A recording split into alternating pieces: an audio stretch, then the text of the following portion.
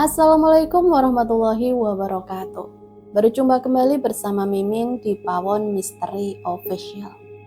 Semoga kita semua selalu mendapat lindungan Allah Subhanahu wa Ta'ala ya.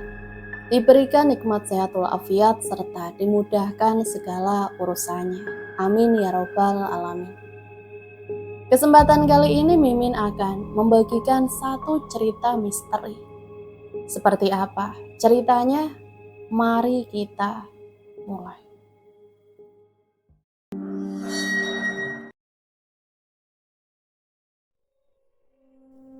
Indana, orang-orang kampung menyebutnya sebagai putri nyasar dari kota.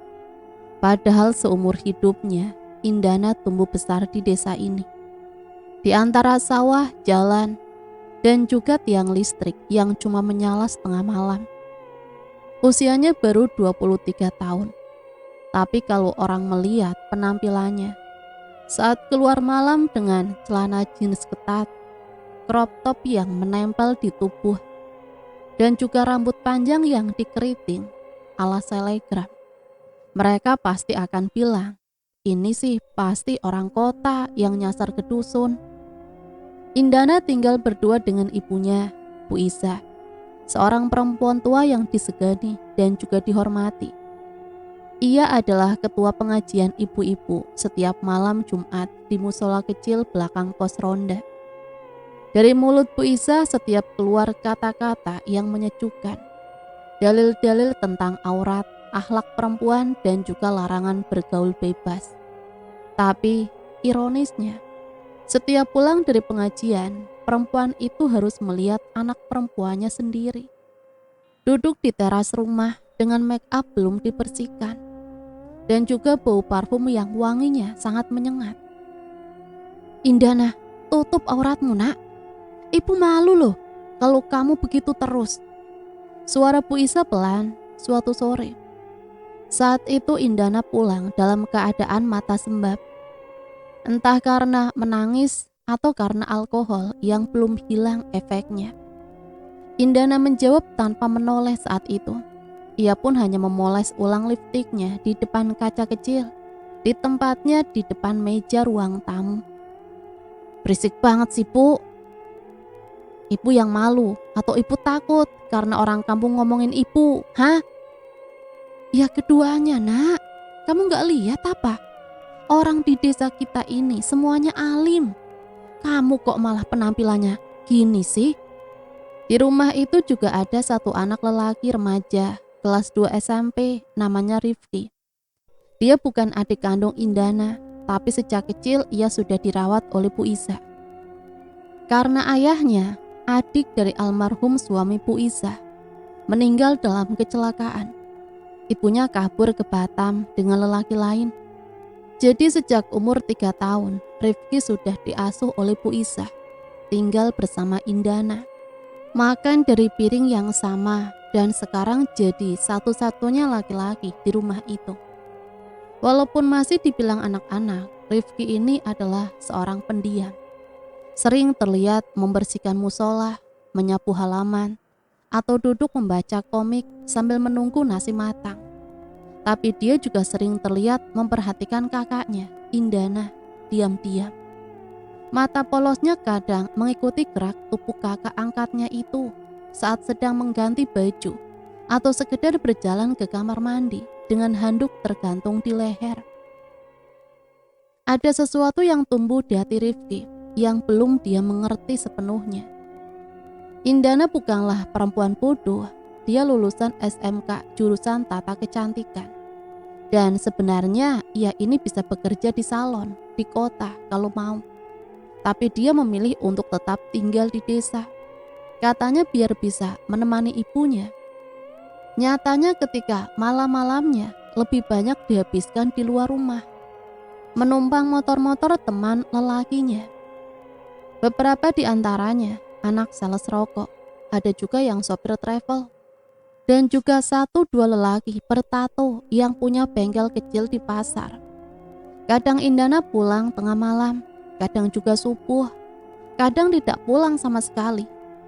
Bu Isa juga sudah terlalu lelah untuk memarahinya. Peringatan demi peringatan hanya masuk telinga kanan lalu keluar telinga kiri.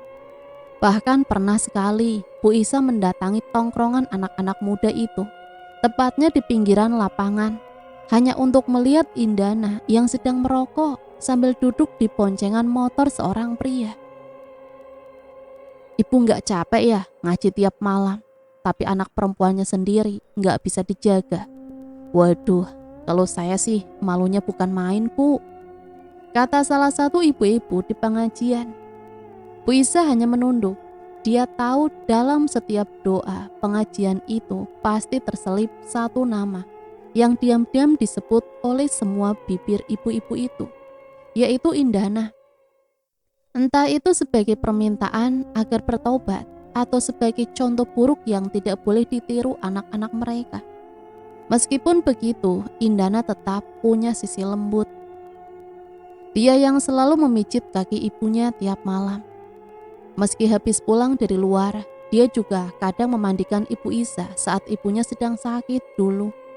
Ataupun ketika ibunya saat itu pernah terkena demam. Dia juga tak pernah lupa untuk membelikan obat. Hanya saja begitu malam datang, dia kembali menjadi dirinya yang lain. Seperti dua kepribadian yang hidup dalam tubuh yang sama. Yang tidak diketahui oleh Bu Isa, sebenarnya Indana itu sama.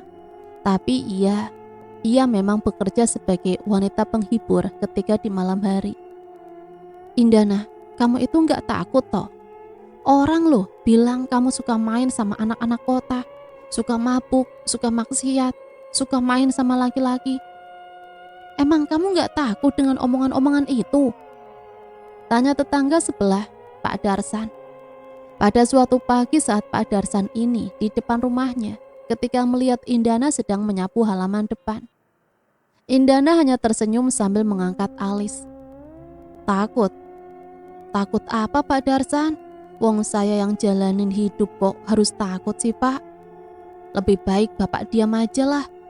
Gak usah ngurusin hidup saya Pak. Hidup itu bukan sekedar jalan-jalan malam Indana. Ada waktu yang harus dipertanggungjawabkan. Indana tidak menjawab lagi. Dia pun hanya masuk ke dalam rumah, mengambil helm, dan tak lama kemudian suara motor metiknya meraung, meninggalkan gang. Rifki yang melihat dari dalam rumah hanya bisa menggenggam kuat kukunya. Ada rasa kesal yang tidak bisa ia ucapkan. Dia pun pernah coba menegur kakaknya, tapi Indana hanya mencubit bibirnya sambil tertawa. Sudah, kamu kok ikut-ikutan berisik sih dek? Adik kecil itu gak usah ikut-ikutan dakwah. Aku tahu mana yang benar, mana yang salah, ucap Indana saat itu. Singkat cerita, pada suatu malam saat Indana pulang lebih awal dari biasanya. Ketika itu pukul 9. Rumah pun sudah gelap. Bu Isa sudah tertidur. Rifki masih terjaga duduk di teras sambil menonton HP-nya. Begitu motor Indana berhenti di depan rumah, ia pun segera berdiri. Kak, tadi Bu Guru nanyain Kak Indana, katanya dulu pernah jadi juara make up antar sekolah ya Kak? Indana tersenyum saat itu. Iya, kakak pernah. Kenapa? Tapi kakak juga gak lanjutin lah dek, capek ngejar lomba-lomba, ujung-ujungnya gak bikin kenyang juga. Tapi kakak keren loh Kak. Waktu aku lihat fotonya di majalah dinding sekolah, kakak kelihatan beda. Kakak kelihatan kayak orang penting. Indana menatap adik angkatnya itu agak lama. Lalu dia duduk di sebelah Rifki, menghela nafas panjang. Kamu tahu gak Rif, kadang kakak tuh pengen jadi kayak ibu tahu. Duduk di musola, dengerin ceramah, mengaji. Tapi tiap kakak coba, selalu ada suara yang bilang, itu bukan kamu. Kamu bukan perempuan alim. Kamu perempuan bebas. Suara itu menggema di kepala, Rif. Banyak banget ocehan-ocehan dari orang-orang juga yang memandang kakak tuh layaknya wanita haram. Rifki tidak mengerti sepenuhnya ucapan dari kakaknya. Tapi dia tahu satu hal. Kakaknya sedang berperang bukan dengan siapa-siapa, tapi dengan dirinya sendiri. Malam itu untuk pertama kalinya sejak lama Indana tidur tanpa make up, tanpa parfum, hanya mengenakan kaos longgar dan juga celana tidur. Ia bahkan sempat membantu Rifki merapikan buku-bukunya sebelum tidur. Bu Isa mengintip dari balik pintu, matanya berkaca-kaca. Mungkin dalam hati ia berdoa, semoga anaknya kembali lagi ke jalan yang benar. Tapi kali itu, singgahnya semua tak berlangsung lama. 2 malam kemudian Indana kembali ke kebiasaan lamanya. Kali ini ia memakai jaket kulit dan juga sepatu boot. Bibir merah menyala, rambut disanggul acak. Dia bahkan tidak pamit saat keluar. Rifki hanya menatap dari dalam rumah malam itu. Hujan turun dan Indana tak kunjung pulang hingga pagi tiba. Singkatnya pada waktu itu, saat matahari baru naik separuh, ketika mobil hitam berhenti di mulut gang sempit yang mengarah ke rumah Bu Iza. Mobil itu besar, mewah, mengkilap seperti baru keluar dari showroom, dengan plat nomor yang biasa dipakai pejabat atau pengusaha besar. Pintu belakang terbuka perlahan dan dari dalamnya turun seorang perempuan dengan rambut acak-acakan tak beraturan. Bibir merah masih menyala, meski sebagian luntur, dan baju yang jelas-jelas bukan untuk dipakai di pagi hari itu di desa. Itu adalah Indana, lengkap dengan tas mahal di tangan kiri dan wajah lelah tapi masih congkak. Dia melangkah pelan ke rumah. Sementara dari balik jendela, dari balik pintu warung di pojokan teras rumah warga, mata-mata itu menyorot tajam. Tak perlu teriak, tak perlu celetukan. Cukup lirikan dan bisik-bisik yang bergerak lebih cepat dari angin. Dunia kampung memang sempit dan kabar di kampung lebih cepat daripada berita di TV nasional. Indana tahu, dia dilihat, dia bahkan sempat tersenyum tipis. Bukan untuk menyapa, tapi untuk menyakiti. Karena setiap senyum yang ia berikan pagi itu adalah racun bagi para tetangga yang sudah gemas menunggu kejatuhannya. Nah Indana, hari gini kok baru pulang? Mana dandanannya menor banget lagi. Itu pasti si dia jadi wanita penghibur nih. Ucapan-ucapan itu dilakukan dan dilontarkan oleh ibu-ibu yang ada di warung. Semalam ia memang tidak pulang, bukan karena kecelakaan, bukan karena nginap di rumah teman, tapi ternyata karena dia sedang berada di sebuah kamar hotel bintang 5 di kota yang jauh lebih dari 1 jam perjalanan dari desa, bersama seorang pria tua. Dia adalah pejabat dinas yang punya hobi koleksi perempuan muda dari kampung. Lelaki itu memintanya untuk menemani semalam saja, hanya semalam. Dan pagi itu setelah diantar sopir bosnya, dia pun kembali ke rumah dengan membawa tas baru, sepatu mahal, dan juga rencana-rencana pemborosan. Uang yang ia dapat bukan untuk ditabung, tidak untuk beli tanah atau rumah. Indana punya prinsip bahwa hidup bukan untuk nanti. Hidupnya sekarang dan sekarang. Dia ingin beli iPhone baru, beli jam tangan mahal. Dia juga ingin mentraktir teman-temannya, beli kopi mahal, dan kirim uang kepada nenek tua yang tinggal di ujung desa, yang dulu pernah memberinya nasi waktu dia kabur dari rumah. Sudahlah, yang penting aku kan gak munafik. Aku gak pernah bilang aku suci. Aku juga gak pernah ngajak orang jadi sepertiku. Tapi aku juga gak mau ya pura-pura jadi orang so alim hanya demi diterima di kampung. Begitu kata Indara suatu hari kepada temannya. Dan begitulah dia menjalani hidup. Bukan perempuan suci, bukan juga perempuan jahat sepenuhnya. Seperti bayangan di cermin yang selalu mengikutinya, tapi tak pernah benar-benar bisa disentuh. Saat dia membuka pintu rumah, Bu Isa sudah berdiri di balik tirai dengan mata merah dan kantung mata yang menggantung berat. Rifki masih tidur, belum tahu apa yang terjadi saat itu. Tapi suara orang mengguncing dari luar rumah sudah terdengar lebih jelas. Indana, kamu apa gak tahu malu apa ya? Kamu dengar gak tetangga-tetangga bilang apa? Capek Bu kalau dengerin ucapan-ucapan tetangga. Udah, ibu nggak usah banyak ikut campur. Aku mau istirahat. Dan seperti biasa, Bu Isa tak membalas. Ia hanya menunduk, menahan nafas. Dalam hatinya dia sudah berhenti berharap terhadap anak perempuannya itu. Tapi dia tidak pernah berhenti berdoa. Indana, uang itu nggak akan bisa beli harga diri, nak. Bu, harga diri di kampung ini cuma buat pajangan, Bu. Aku cari hidup, bukan pengakuan. Jawab Indana sambil menaruh tasnya dan langsung menuju dapur. Bu Isa duduk pelan di kursi tua ruang tengah. Ia tahu anaknya bukan perempuan baik-baik. Tapi ia juga tahu bahwa hidup tak selalu seperti pengajian. Tak semua orang bisa jadi ahli surga. Dan kadang orang yang hidup di lumpur juga bisa lebih jujur daripada mereka yang sibuk bersih-bersih wajah, tapi hatinya busuk. Beberapa hari kemudian, Indana pun terlihat di pasar membeli emas, membeli pakaian baru, membeli ponsel baru untuk Rifki, dan juga membagikan uang untuk seorang pengemis tua yang duduk di pojok pasar. Wanita macam apa ini? Maksiat di malam hari, uangnya malah disedekahkan di siang hari. Sudahlah Bu, gak usah banyak komentar, biarkanlah. Yang penting kan kita berharap semoga anak kita gak seperti dia, Bu. Saut ibu-ibu yang lain. Indana tak peduli. Dia tak minta dicatat. Dia hanya hidup bukan untuk jadi contoh, bukan untuk dicaci. Dia hanya ingin hidup dengan caranya. Mau keliru, mau benar, biarlah. Itu jadi urusan dirinya sendiri dengan Tuhan. Karena dia tahu semua manusia kotor. Hanya saja ada yang pandai menyembunyikan bau busuknya. Dan ada yang sepertinya terlalu jujur hingga dunia memaki. Dan pagi itu sebelum kembali masuk ke rumah, dia berdiri sejenak di depan kaca jendela, menatap wajah sendiri saat itu.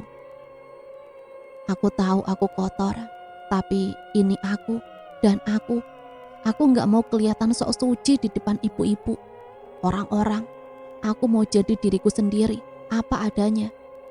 Seiring berjalannya waktu, kini singkatnya di tempat kerja Indara biasanya. Lampu sorot berputar-putar di langit-langit gelap malam itu, menghujam lantai seperti badai cahaya. Musik bertentum di udara, dipenuhi asap rokok dan juga aroma alkohol. Di balik bar panjang dengan ungu, Indana berdiri mengenakan dress pendek hitam. Memegang nampan berisi minuman, senyumannya profesional, tapi matanya waspada. Dia tahu, tempat ini bukan surga, tapi juga bukan neraka. Ini hanya ruang persinggahan hidupnya, tempat dia mencari nafkah, tempat dia melahirkan diri dari label kampung. Hingga saat itulah langkah seorang laki-laki membuatnya membeku. Lelaki itu datang dari pintu masuk belakang, duduk dengan kikuk di salah satu sofa VIP. Celananya hitam rapi, kemeja putih dimasukkan. Wajahnya bersih tanpa ekspresi. Tapi Indana tahu betul siapa dia. Dia adalah Nizam, keponakan Kiai Marsudi dari kampungnya sendiri. Lelaki yang tiap malam tidur di musola, yang dulu pernah dengan bangga menegur Indara di depan ibu-ibu karena pulang malam. Lelaki yang di hadapan warga selalu berbicara tentang akhlak, syariat, dan hijab. Dia juga pernah berkata, perempuan seperti Indana itu tak pantas hidup di desa ini yang bersih. Wanita hanya pembawa petaka bagi desa ini, pembawa bala bagi kampung ini. Kita harus benar-benar siap untuk menyingkirkan dia. Namun malam hari itu, lelaki itu ada di situ, di klub malam. Di tengah perempuan seksi, suara DJ yang vulgar, dan meja penuh botol minuman keras. Indara menahan tawa. Dunia memang lucu. Tanpa ragu ia pun mengeluarkan ponselnya dari saku gaunnya dan mulai merekam diam-diam. Kamera diarahkan ke wajah Nizam, ke botol bir di depannya, ke perempuan yang duduk di sampingnya.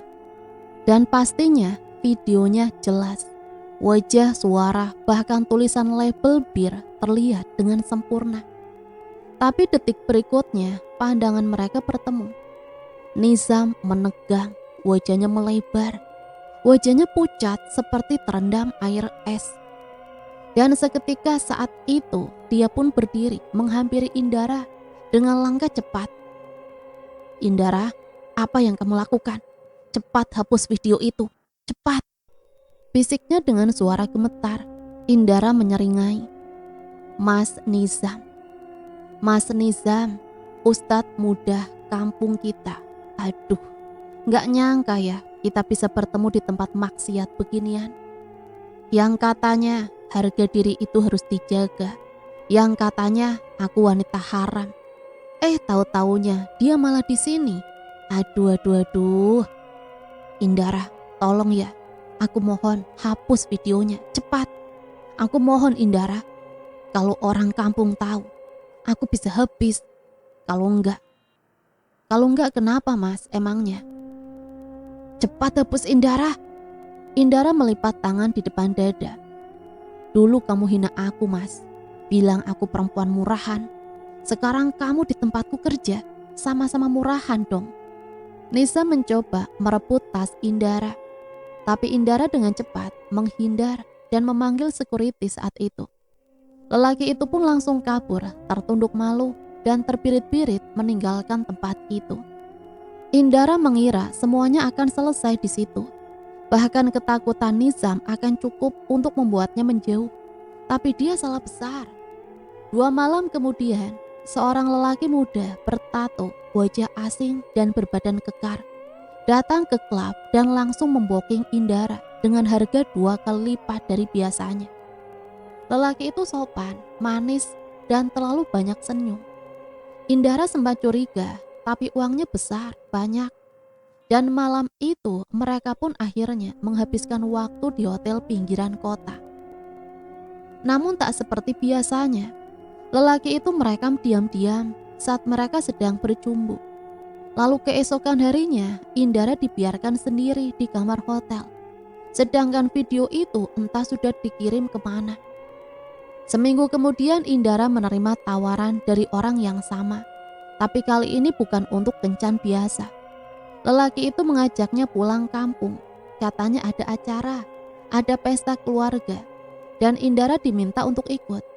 Ia diminta untuk sebagai teman bisnis nantinya, agar dikenalkan kepada kolega. Indara sebenarnya ragu, tapi godaan uang dan rasa penasaran mengalahkan logika. Dia pun ikut dan disinilah malapetaka bermula. Pada saat itu mereka sampai di desa saat malam. Mobil pun diparkir di halaman masjid karena alasan rumah keluarga penuh.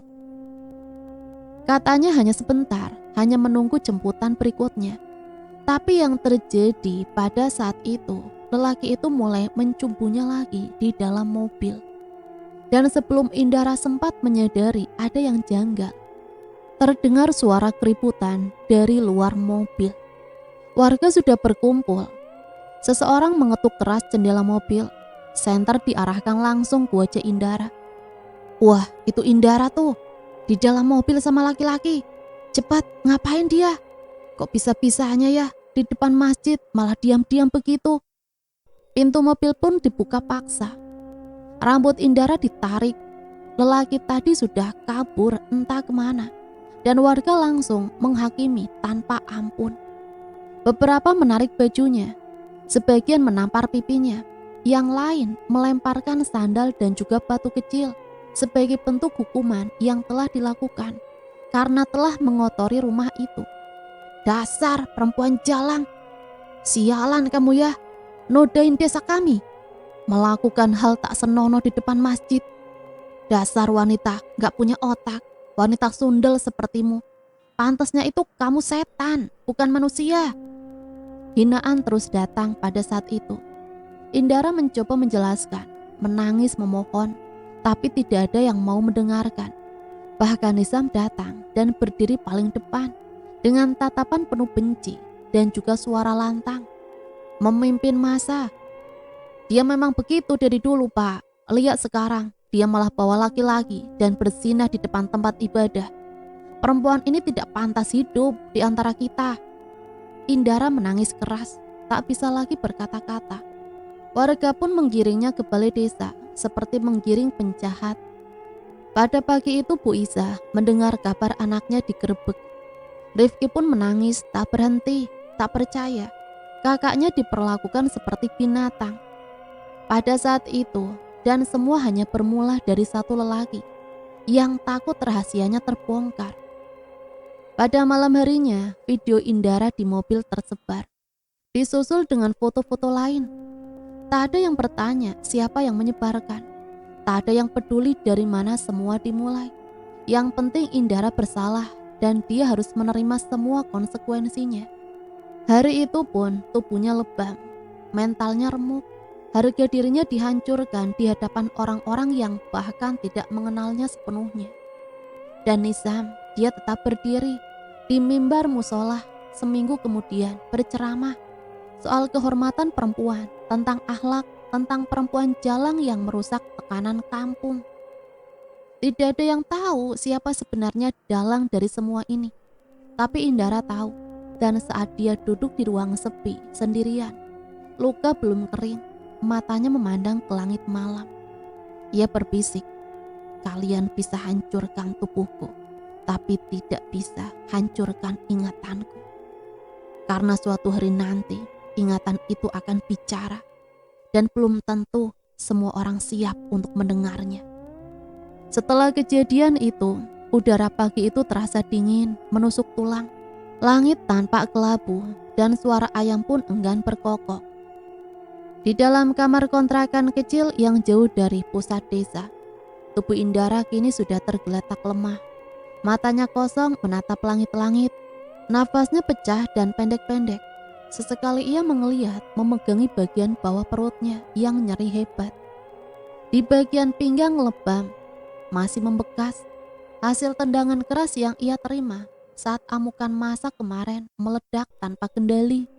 Ia tak tahu siapa yang menendang, siapa yang menampar, atau siapa yang menyiram air ke tubuhnya yang setengah telanjang saat itu. Wajah-wajah warga seperti kabur di ingatannya, tapi ia ingat betul suara mereka. Suara yang menghakimi, menghina, mengutuk seperti tidak berasal dari manusia. Mungkin dari kebencian atau mungkin dari rasa iri yang sudah terlalu lama membusuk dalam dada-dada munafik itu.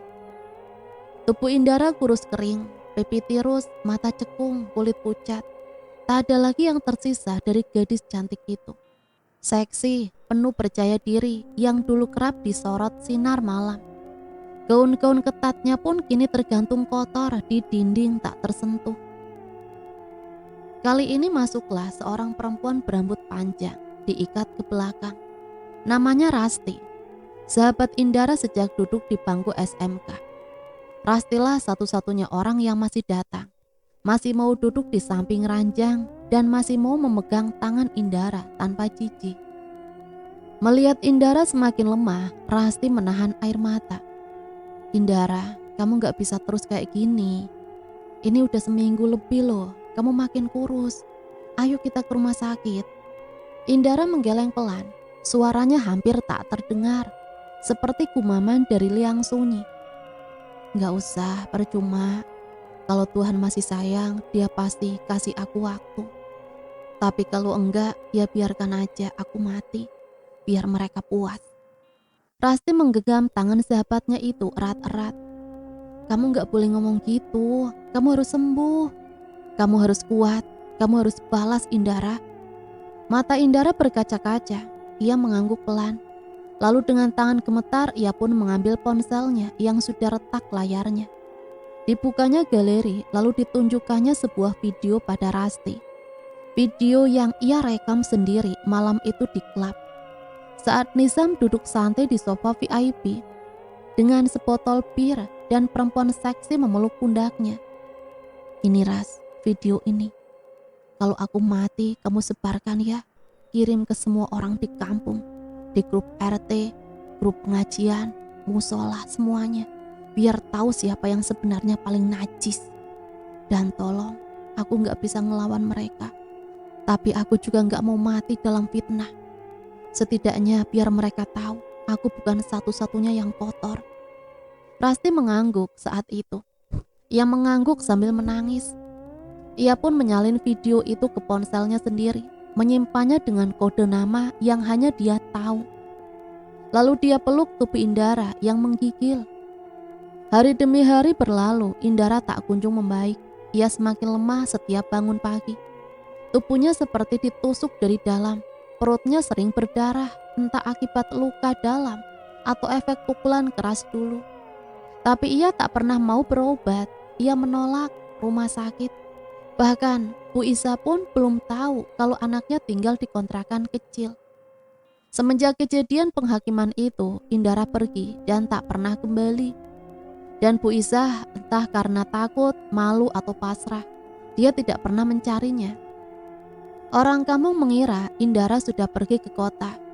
Beberapa bilang juga dia kabur ke luar negeri.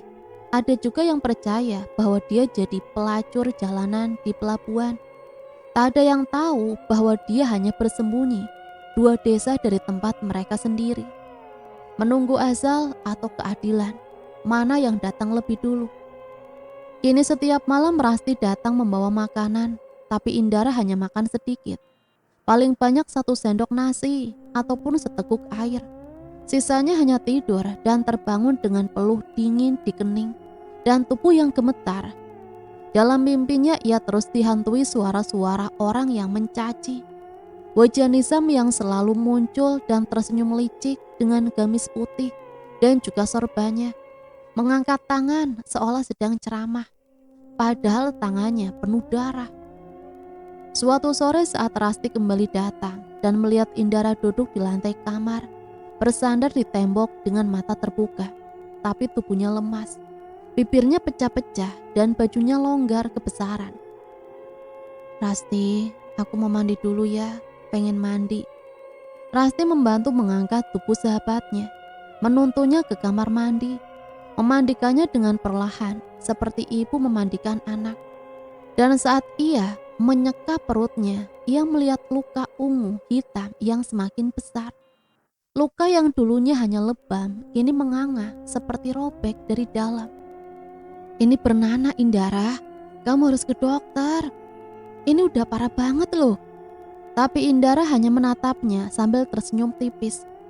"Gak usah Laras, kalau memang waktuku udah dekat, ya gak usah dilawan. Aku capek." Malam itu Indara tak tidur. Ia menatap keluar jendela yang kacanya buram. Angin berembus pelan. Suara jangkrik nyaring di kejauhan. Cahaya bulan menelusup ke sela tirai. Dalam hatinya ada marah yang belum reda. Ada sakit yang tak bisa ditunjukkan. Tapi lebih dari itu, ada rasa kehilangan. Bukan kehilangan harga diri, tapi kehilangan kepercayaan bahwa manusia bisa adil. Karena di saat dia jatuh, tidak ada satupun orang kampung yang pernah dia bantu yang datang. Tidak ada satupun dari mereka yang dulu menerima sedekah darinya, membela datang. Semua diam, semua ikut melempar batu. Indana tahu dia bukan perempuan suci, tapi dia juga bukan monster. Dia hanya perempuan yang pernah salah memilih jalan hidup. Tapi sayangnya, dunia tidak memberi kesempatan kedua. Dunia hanya tahu cara menghukumnya tanpa ampun. Hingga semakin hari, kini tubuh Indana makin memburuk. Bibirnya membiru, tangan dan kakinya dingin. Nafasnya berat dan dia mulai meracau. Rasti duduk di sampingnya sambil terus menggenggam tangannya. "Rasti, kalau hari ini aku udah gak bangun lagi, tolong janji ya Ras." "Janji apa Indara? Janji apa? Kamu harus kuat loh, kamu gak boleh nyerah." "Aku minta sebarkan video itu buat semua orang buka mata. Aku gak mau mati dibenci, meskipun aku tahu semua dosaku akan aku tanggung sendiri." "Sudah ya Indara, gak akan apa-apa kok, sudah. Aku mohon tolong ya. Kamu harus kuat Indara, kamu gak akan mati Indara." Tapi ketika itu Indara hanya menutup matanya perlahan. Nafasnya satu-satu, suara jantungnya mulai melemah. Dan di malam itu dunia menjadi lebih sunyi. Tapi kebenaran belum disuarakan dan kebenaran akan segera mengguncang. Indara sudah tak kuat lagi. ia pun akhirnya meninggal dunia di depan sahabatnya. Kini Indara telah tiada. Perempuan yang dulu dipuji karena parasnya, dikutuk karena pilihannya, kini membujur kaku, mati dalam kesakitan, dalam keterasingan, dan dalam pengkhianatan yang tak bisa ia lawan. Rasti meraung, tangisannya pecah seperti banjir bendungan. Tubuhnya lunglai memeluk jasad sahabatnya yang bahkan tak sempat mengucap salam perpisahan. Indara, kenapa kamu pergi? Kenapa kamu tinggalin aku sendiri, Indara? Kamu kan belum sempat lihat dunia. Dunia belum tahu siapa kamu sebenarnya. Indara, kamu belum sempat bersih dari semua tuduhan. Air matanya membasahi wajah Indara. Ia pun meraba pipi sahabatnya, mencoba membangunkannya, seperti anak kecil yang memanggil ibunya dari tidur. Tapi tubuh itu tak bergerak. Wajah itu tetap pucat, mata itu pun tak berkedip. Dengan tangan gemetar, Rasti mengangkat ponselnya, menekan nomor rumah sakit yang pernah ia siapkan dari jauh-jauh hari. Suaranya terbata saat memberi alamat, nyaris tak terdengar saat itu. Petugas medis pun datang 1 jam kemudian. Mereka membungkus tubuh Indara dengan kain putih bersih dan membawanya ke ambulan. Rasti ikut naik duduk di samping kepala Indara yang telah tenang. Matanya menatap jauh keluar jendela. Kota yang ramai tak tahu bahwa ada 1 nyawa wanita yang telah pergi, membawa luka dunia yang tak pernah disembuhkan. Sementara di desanya, kabar kematian Indara datang seperti badai pagi. Tidak lewat pengeras masjid, tapi dari mulut ke mulut. Seorang perempuan dari kota datang membawa berita. Ia pun langsung menemui Bu Iza, ibu dari Indara. Perempuan itu memberi kabar dengan nada pelan tapi tajam seperti belati. Bu, anak ibu sudah meninggal dunia, Bu. Bu Iza jatuh terduduk, tangisannya meledak seketika. Indara, ini gak bercanda kan? Ya Allah, Indara, nak, anakku. Kamu kenapa, nak? Kenapa kamu? Bu Iza tidak kuat saat itu, tapi semuanya sudah terlambat. Indara sudah pulang ke dalam akhirat. Ia sudah meninggalkan ibu dan juga adik di rumahnya.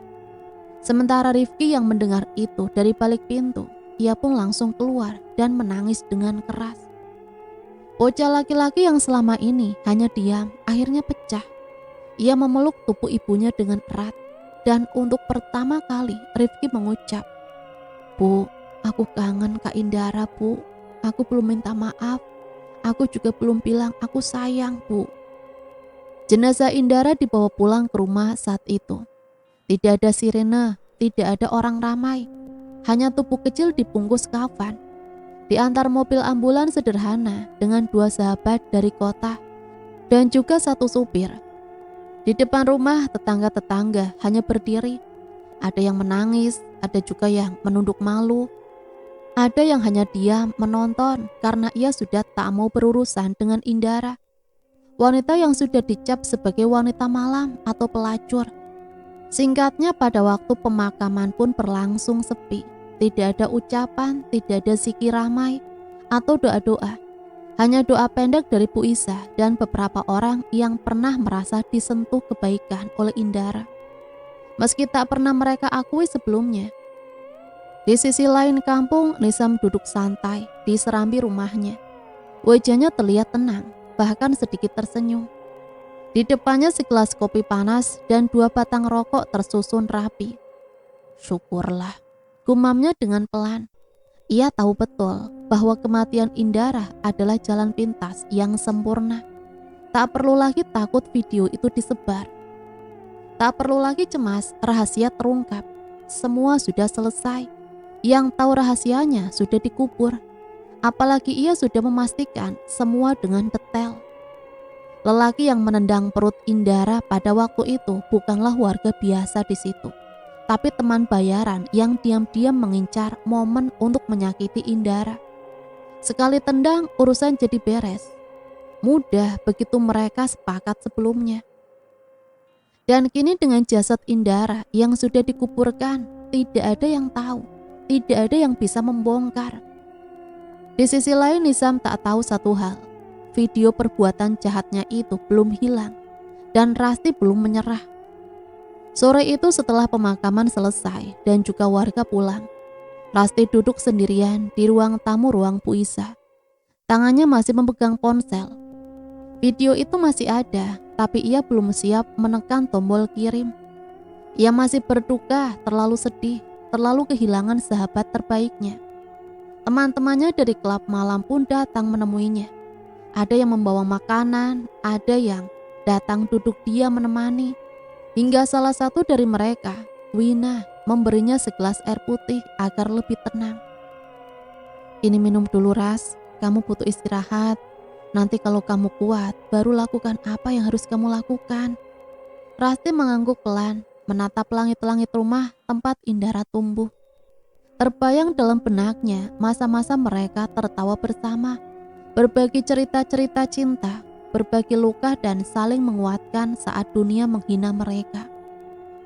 Dalam keheningan malam saat itu, ia pun duduk di kamar Indara, mengelus bantal yang masih bau parfum sahabatnya. Tangannya membuka galeri, memutar video itu sekali lagi. Dan di layar itu terlihat jelas wajah Nizam, suara tawanya, botol air di depannya, dan juga perempuan yang telah memeluknya. Kamu pikir kamu menang? Tidak. Tapi malam itu ia kembali menunda bukan karena takut, tapi karena ia ingin. Saat video ini dikirim, tidak ada lagi jalan kembali bagi siapapun. Ia ingin sekali kirim berakhir fatal. Dan saat waktu itu tiba, dunia akan tahu Indara bukan berarti mati karena maksiat, tapi karena dusta perbuatan dari cucu kiai atau keponakan kiai yang memang ingin Indara tak diakui di desanya sendiri. Singkat cerita, pada hari itu, malam itu langit cerah. Bintang-bintang bertabur di langit desa seperti kilauan harapan. Halaman balai desa dipenuhi warga yang duduk bersilah beralaskan tikar pandan dan kain sarung. Lampu-lampu tergantung sederhana berkelip-kelip menerangi acara pengajian akbar yang digelar dalam rangka mempererat silaturahmi antar warga. Saat itu spanduk besar tergantung di atas panggung bertuliskan doa bersama untuk menguatkan desa, menjaga akhlak dan juga memperbaiki hati. Di belakang panggung juga ada sebuah layar LED besar berdiri kokoh. Biasanya dipakai untuk menampilkan teks doa ataupun potongan ceramah ustadz yang sedang berbicara. Suasana sakral itu dipimpin langsung oleh Kiai Marsudi, tokoh besar kampung sekaligus paman dari Nizam. Dan malam itu, Nizam yang diberi kehormatan naik ke panggung untuk membacakan ceramah bertema akhlak dan pesan wanita dalam menjaga moral desa. Sesungguhnya kehormatan wanita adalah mahkota umat. Jika perempuan rusak akhlaknya, segalanya, maka rusaklah generasi. Maka jauhi maksiat, jauhi pergaulan bebas. Jangan ikuti gaya hidup kota yang penuh dosa, ucap Nizam saat itu dengan penuh wibawa. Suaranya menggema lantang seperti dai yang benar-benar suci dari noda duniawi. Warga yang mendengarkan pun mengangguk, berbisik pelan, kagum. Beberapa ibu-ibu bahkan menangis haru. Ada yang memujinya juga. Masya Allah, cucunya Pak Kiai ini memang luar biasa ya Bu. Namun di antara kerumunan itu, di dekat operator, berdiri satu sosok perempuan yang tidak banyak dikenal oleh warga. Dia adalah Rasti, mengenakan kerudung lebar dan juga masker. Wajahnya tidak terlihat, tapi matanya tajam, mengamati semua yang ada di depan. Tangan kanannya menggenggam ponsel, dan di tangannya yang lain ada flash disk kecil, berisi rekaman masa lalu yang bisa mengguncang masa depan seseorang. Rasti pun mendekat ke operator, lalu membisikkan sesuatu sambil menunjukkan flash disk. Om, tolong sebentar lagi ya, pas saya kasih apa-apa nanti tayangin ini ya Om. Soalnya ini pesan dari panitia pusat, katanya penting. Udah jangan banyak tanya ya Om. Operator itu pun hanya mengangguk tak sempat berpikir aneh-aneh. Tugasnya hanya memutar apa yang diperintahkan. Dan saat Nizam mulai masuk ke bagian yang paling sensitif dalam ceramahnya, Rasti pun memberi isyarat. Kita sebagai laki-laki harus menjaga martabat, menjaga syahwat, jangan jadi munafik, jangan makan dari uang haram, apalagi menyentuh perempuan di tempat maksiat. Semua itu hanya akan membawa murka dari Allah. Setelah berucap seperti itu, tiba-tiba saja panggung redup. Layar yang tadinya menampilkan potongan ayat ini berubah menjadi rekaman video. Awalnya hanya suara bising musik klub malam, lalu muncullah gambar. Seorang laki-laki duduk di sofa VIP, kemeja putih, celana hitam, jelas sekali. Dan perempuan seksi di sampingnya memijat bahunya dengan lembut. Sementara di meja ada sebotol minuman keras dengan terbuka. Itu juga minuman-minuman keras seperti bir dan juga alkohol. Warga yang melihat pun terdiam saat itu. Sunyi, semua mata tertuju kepada layar. Lalu suara dalam video terdengar jelas. Mas Nizam, nanti jangan lupa ya, bayarannya ditransfer. Kalau istri tahu, bisa-bisa cerai loh. Video pun berhenti tepat di wajah Nizam yang tengah mengedipkan mata nakal ke kamera. Saat itu suasana menjadi gempar. Suara ibu-ibu menjerit, laki-laki mengumpat. Anak-anak yang menonton pun ditarik keluar oleh orang tuanya. Di atas panggung, Nizam membeku. Mikrofon terjatuh dari tangannya. Wajahnya pucat seperti kain kafan. Matanya liar mencari-cari siapa yang berani membuka aibnya. Kiai Marsudi berdiri dari tempat duduknya. Wajahnya merah padam. Tangannya gemetar menahan marah. Ia menunduk. Nizam. Dengan suara bergetar. Ia benar-benar sudah marah. Bahkan menunjuk dan juga ingin menghantam wajahnya. Dasar biadab kau. Kamu pengkhianat bagi keluarga. Kau hina agama dengan mulutmu, tapi kau lebih bejat dari yang kau tuding. Kau menampar martabat kami semua. Na'udzubillah kamu Zam. Beberapa santri senior pun langsung naik ke panggung, menyeret Nizam turun. Ia mencoba melawan tapi tak sanggup. Warga mengelilingi mereka dengan marah. Mereka merasa tertipu. Ada yang melempar sandal, ada juga yang meludahinya. Ini orang yang menghina Indara dulu kan? Ini yang bikin kita semua percaya dia suci. Ternyata dia busuk. Teriak seorang ibu sambil menangis. Dia yang bikin anak kita malu. Dia yang fitnah orang lain. Padahal ternyata dia sendiri yang maksiat. Sambung yang lain saat itu. Nizam diseret ke halaman belakang di sana. Beberapa pemuda kampung mengikat tangannya ke tiang kecil. Kiai Marsudi sendiri yang datang menghampiri membawa tongkat kayu. Dulu kamu bilang kamu jaga nama baik keluarga. Tapi sekarang kamu jatuhkan kami di hadapan masyarakat. Maka rasakan malu yang kamu sebarkan ke kami semua. 3 kali pukulan keras mendarat di tubuh Nizam. Tidak ada darah, tapi ceritanya mengoyak malam. Bukan hanya karena sakit fisik, tapi karena harga diri yang kini diludahi oleh semua orang.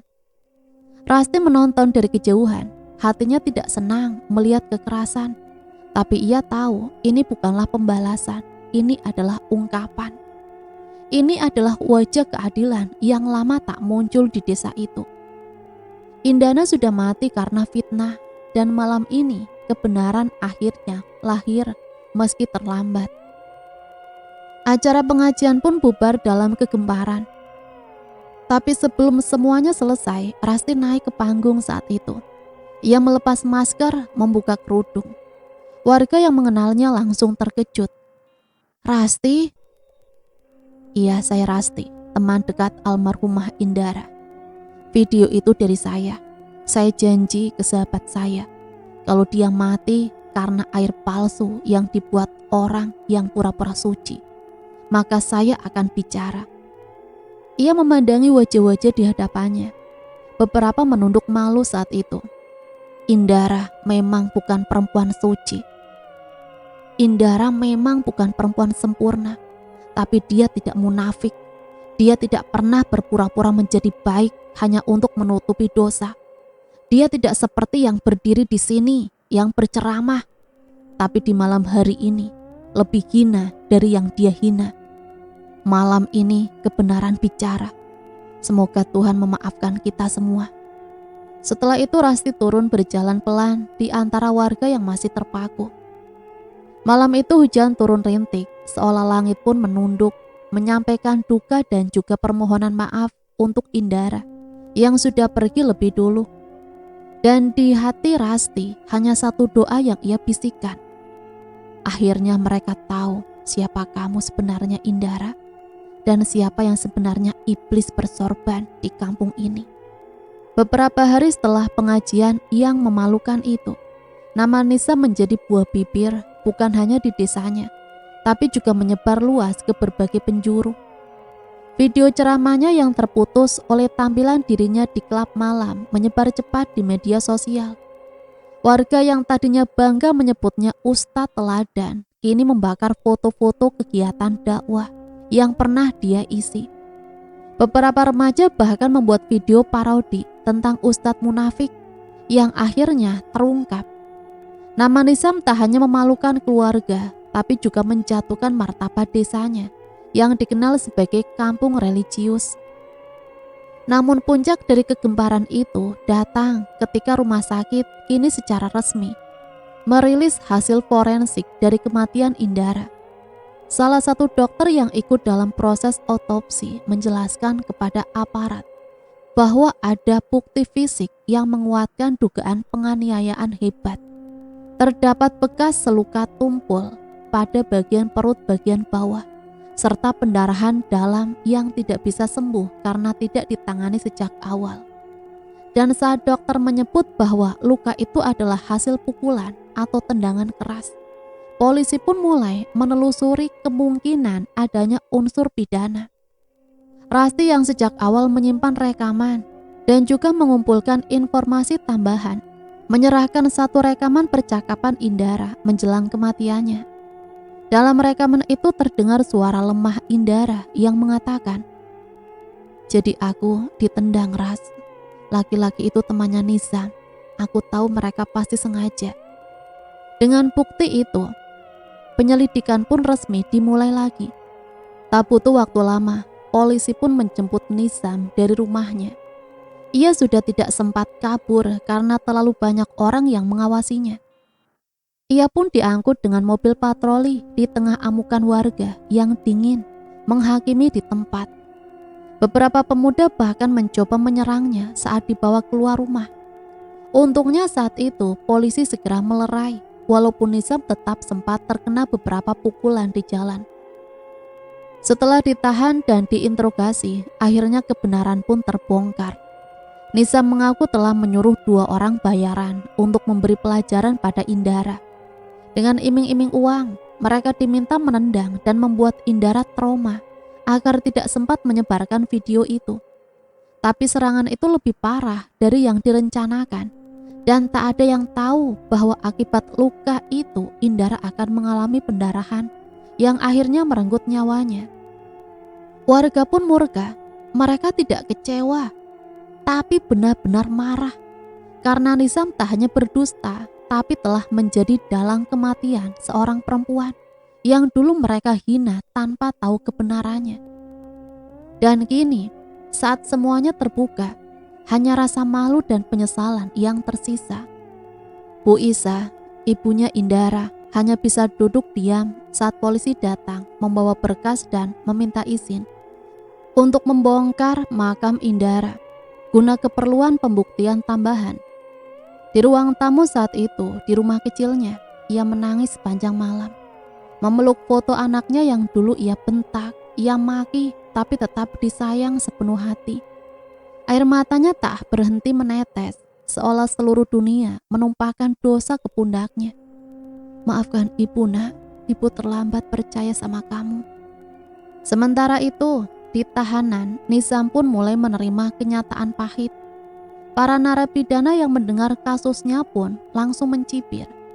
Beberapa bahkan merasa jijih dengan apa yang telah ia lakukan. Dalam dunia penjara, penganiayaan perempuan apalagi sampai menyebabkan kematian dianggap sebagai sampah paling rendah. Hari-harinya di sel diisi dengan diam. Tidak ada lagi ceramah, tidak ada lagi sorban. Ia hanya duduk memeluk lutut. Kadang merintih menahan sakit di perut yang semakin sering kambuh. Ia mulai jarang makan, perutnya pun kini semakin menyusut. Saat itu ia juga kadang muntah darah. Ia pernah mengeluh ke sipir, tapi pemeriksaan terbatas. Hanya diberi obat warung. Dalam seminggu pertama, tubuhnya mulai menyusut, wajahnya pucat, bibir pecah-pecah. Beberapa kali ia juga dihajar napi lain saat tengah malam. Tidak parah, tapi cukup membuatnya ketakutan. "Kamu ustadz palsu ya? Katanya kamu ini suka mukul perempuan, bahkan sampai mati. Cocok nih jadi makanan kita," kata salah satu napi sambil meludahi wajahnya. Sementara di tempat lain, Kiai Marsudi, pamannya sendiri, menolak menjenguk. Bahkan saat pengacara meminta surat pernyataan keringanan hukuman, Kiai Marsudi hanya menjawab, biarkan dia menanggung semuanya. Bulan pertama kondisi Nizam semakin parah. Ia tidak bisa lagi bangun dari kasurnya. Kaki dan tangannya mulai kebas. Seluruh tubuhnya panas dingin. Beberapa kali muntah darah dan cairan berwarna hitam. Dokter penjara akhirnya menyarankan rujukan ke rumah sakit. Tapi proses administrasinya memperlambat semuanya. Hingga sampailah pada suatu malam, ia mengeliat lemah di atas kasur kayu di sudut sel. Matanya menatap kosong ke langit-langit. Suaranya berbisik, "Maafkan aku Indara, aku cuma takut. Aku takut orang tahu. Aku malu. Aku menyesal Indara. Maafkan aku," gumam Nizam saat itu. Tapi tak ada yang mendengar. Bahkan malaikat pun menutup telinganya. Hingga pada waktu subuh itu, saat sipir melakukan pemeriksaan rutin, tubuh Nizam sudah membeku, nafasnya berhenti, tangannya terlipat di dada. Tak ada cerita, tak ada upacara, hanya selembar berita dari koran lokal. Tersangka penganiayaan perempuan hingga meninggal dunia, akhirnya tewas dalam tahanan akibat penyakit yang dideritanya. Berita kematian Nizam pun kini menyebar cepat. Di desa warga membaca berita itu dengan bisu. Beberapa mengangguk pelan, beberapa berkata, "Itu hukuman dari Tuhan." Pak Kiai hanya diam, tapi dalam hati ia berkata, "Anak yang tak menjaga amanah lebih buruk daripada musuh." Dan Rasti yang membaca berita itu, saat sedang duduk di makam Indara, hanya tersenyum kecil. "Indara, sekarang kamu bisa tenang. Orang yang bikin kamu mati sudah dibalas oleh semesta." Hening mengisi udara di sekitar makam. Angin sepoi membawa aroma tanah dan bunga sedap malam. Dan dalam diam yang panjang itu, dunia seakan berbisik. Kadang kebenaran butuh nyawa sebagai korban. Tapi pada akhirnya, kebenaran akan menang dengan juga membawa jawaban yang sebenarnya kepada siapa yang salah. Pagi itu cahaya matahari menyapu lembut permukaan sawah, menari di ujung-ujung dedaunan padi yang mulai menguning. Desa yang dulu riuh dengan bisik-bisik, dengan tatapan sinis dan tudingan munafik, ini berubah perlahan. Udara pagi membawa suasana baru, tenang, bersih, dan penuh rasa syukur. Sudah 2 bulan sejak pemakaman Indara dan kematian Nizam di tahanan, tapi jejak keduanya masih membekas di hati seluruh warga. Bu Isa duduk di beranda rumahnya, mengenakan kerudung putih bersih. Di tangannya ada Al-Quran kecil yang sering ia baca. Sejak kepergian putrinya, ia memang lebih banyak diam. Tapi bukan diam yang kosong, diam yang penuh makna, penuh refleksi. Dan ia tak lagi sibuk menasihati orang lain, tapi mulai belajar mendengarkan. Ia mulai membuka diri pada orang-orang yang dulu ia nilai terlalu cepat. Dulu ia percaya bahwa yang mengenakan hijab adalah yang baik dan yang berpakaian terbuka pasti buruk. Tapi kini ia tahu hati manusia lebih dalam dari pakaian, lebih luas dari tampilan luar. Rifki kini duduk di bangku belakang masjid. Bukan lagi anak yang hanya diam dan pasrah. Ia tumbuh cepat, mungkin karena kehilangan membuatnya dewasa. Setiap Jumat sore, ia pun membantu bersih-bersih masjid, tapi berbeda dari sebelumnya. Kali ini ia juga ikut belajar tentang toleransi. Ia mulai mengerti bahwa satu kesalahan bukan alasan untuk mencabut harga diri seseorang. Ia sadar kalau dulu ia punya keberanian bicara, mungkin Kak Indara tak akan merasa sendiri. Warga desa juga berubah. Beberapa dari mereka yang dulu paling keras mencela Indara, kini justru mendatangi Bu Isa dan Rifki untuk meminta maaf. Ada yang datang membawa makanan, ada yang hanya berkunjung untuk duduk dan mendengarkan kisah-kisah masa lalu. Mereka tak lagi menyebut nama Indara dengan umpatan. Kini nama itu disebut dalam doa, dalam pelajaran hidup, dalam cerita kepada anak-anak mereka. Nak, kamu jangan seperti kami dulu yo. Kami lihat orang dari bajunya, dari caranya tertawa.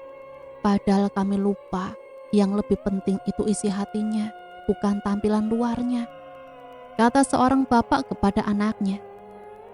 Pengajian ibu-ibu yang dulu hanya bicara tentang dosa dan pahala, kini mulai mengangkat tema yang lebih manusiawi. Tentang merangkul, bukan menuding. Tentang memahami, bukan hanya menghakimi. Tentang menjadi manusia yang peka terhadap luka orang lain, bukan hanya sibuk membersihkan diri sendiri. Rasti pun sesekali datang ke desa. Ia tak pernah tinggal menetap, tapi hatinya tertambat di sini. Setiap datang, ia selalu membawa bunga segar untuk ditaruh di makam Indara. Di depan makam itu Rasti selalu berbisik. Mungkin mereka tidak bisa membuang apa yang sudah terjadi, tapi mereka belajar bahwa semuanya akan ada hikmahnya. Dan dari Indara lah, kini orang-orang belajar tentang rasa toleransi tanpa menghakimi orang dari luar. Hingga singkatnya, beberapa hari kemudian, malam pun tiba dengan lembut. Angin berembus pelan membawa aroma bunga melati dari halaman rumah Bu Isa.